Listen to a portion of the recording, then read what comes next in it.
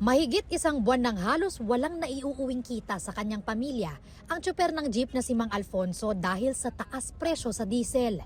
Kaya nabuhayan daw siya ng loob sa service contracting program ng gobyerno na ipatutupad sa April 15. Sa ilalim ng programa, babayaran ang mga operator at driver ng 40 hanggang 100 piso kada kilometrong biyahe.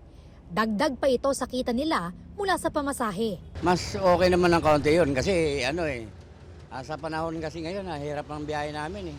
Halos wala na nga lang kami kitain, kaya nga lang, nagmamalasakit lang kami sa pasahero. Tama lang yun, magkano sila sa amin. Ayon kay Pangulong Bongbong Marcos, humigit kumulang 50,000 pampublikong sasakyan, 1,000 operators at 15 milyong pasahero ang makikinabang.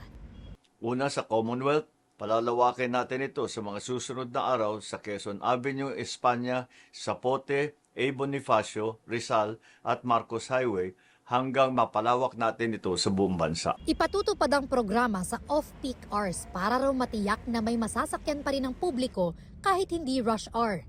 Kakabitan ng GPS o Global Positioning System ang lahat ng mga unit na sakop ng programa para ma-monitor ang biyahe nila. Walang problema kung lalagyan ng GPS. Basta kung ano yung nararapat na ibigay nila sa amin, mabuhay lang kami, okay lang.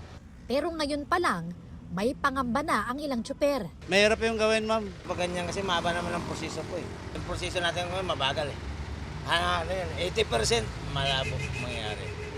Ganun lang po. Sana po matutupad nila yung ganun na usapan. Paano magtitiwala ang tao dahil sa ganyang bagay, di ba? Dapat itupad muna nila yung Magpapatupad din ang gobyerno ng fuel subsidy na 10 piso kada litro para sa mga PUV na may maximum na 150 liters kada linggo sa loob ng 3 buwan. Hugot pa rin ang diesel yan. Sa 10 pisong dagdag. Hugot pa rin ang diesel yun. Sa taas ng diesel. Makakatulong din yun pero hindi pa rin sapat.